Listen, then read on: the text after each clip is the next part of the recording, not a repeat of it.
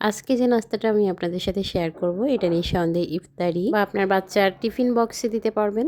বিকালের নাস্তায় খুব মজা করে খেতে পারবেন আর বেশি করে বানিয়ে ডিপ ফ্রিজে 1-2 মাস এটা সংরক্ষণ করতে পারবেন। আর একবার বানালে কিন্তু বারবারই বানাতে হবে এবং আমার নামটা কিন্তু বারবার আপনাদের স্মরণে আসবে। তো প্রথমে আমি চপ করে রাখা পেঁয়াজ, রসুন, কাঁচামরিচ দিয়ে দিলাম আর এরপরে দিয়ে দিচ্ছি কিছু ভেজিটেবলস। এখানে যে বাজারে মিষ্টি আলু পাওয়া যায় ওই আলুটা দিয়েছি আর গাজর, ক্যাপসিকাম।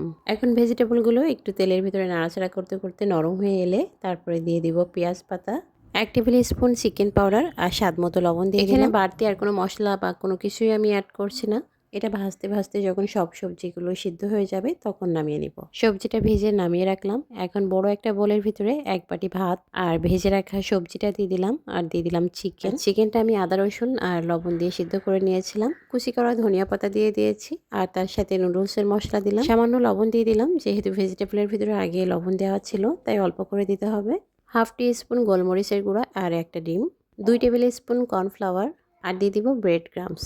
তবে ব্রেড ক্রাম্বসটা এখনই দিচ্ছি না, আগে সবকিছু ভালো করে মেখে নিব, এরপর অ্যাড করে দিব ব্রেড ক্রাম্বস। আমি বাজার থেকে একটা পাউরুটি নিয়ে এসে সাইডের যে ব্রাউন অংশ এটা কেটে ব্লেন্ডারে একটু গুঁড়া করে এর ভিতরে দিয়ে দিলাম। আর ভেতরের যে সাদা অংশটা ওটাও আমি ব্লেন্ডারে ব্লেন্ড করে রোদে শুকিয়ে নিয়েছিলাম আর সেটা দিয়েই কিন্তু আজকের এই ক্রিসপি নাস্তাটা বানাবো। সবকিছু একত্রে খুব ভালো করে মেখে নেওয়া হয়ে গেছে। এখন জাস্ট এটা হাতে তালুতে একটু গোল গোল করে ঘুরিয়ে ডোনাটের শেপ দিয়ে নেব।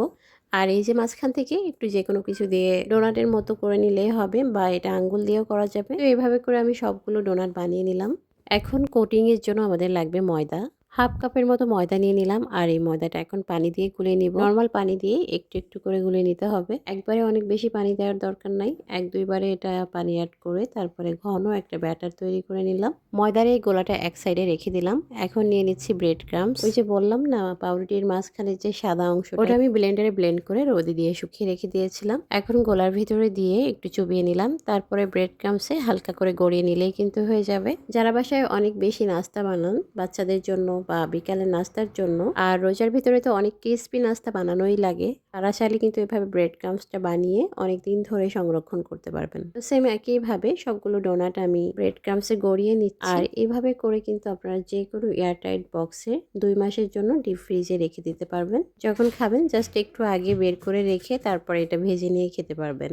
আজকে আমি এটা সংরক্ষণ করব না, আজকে জাস্ট বিকালে নাস্তা আমার বাচ্চারা খাবে এবং বাচ্চার টিফিনেও দিব, এই জন্য সবগুলোই তেলের ভিতরে ভেজে নিচ্ছি। মিডিয়াম তেলের ভিতরে ভেজে নিতে পারবেন আর গায়ের কালারটা যখন একটু ডিপ হয়ে আসবে তখন উঠিয়ে নেব। নাস্তা বানাতে গিয়ে আমি কয়েকটা জিনিস ব্যবহার করেছি, তার ভিতরে চিকেন পাউডার আর নুডলসের মশলা। এই দুইটা জিনিস একদমই স্কিপ করবেন না, এটা খুবই খুবই মজার একটা ক্রিসপি নাস্তা। বাসার এমন কেউ নেই যে পছন্দ করবে না, তবে এই দুইটা জিনিস যদি মিস করে যান তাহলে কিন্তু অতটা মজা হবে না। বাজার থেকে 1 প্যাকেট 5 টাকা দামের নুডলসের মশলা আর একটু চিকেন পাউডার কিনে রাখবেন। পাউডার কিন্তু আপনারা যে কোনো চাইনিজ খাবারগুলোতে ব্যবহার করতে পারেন।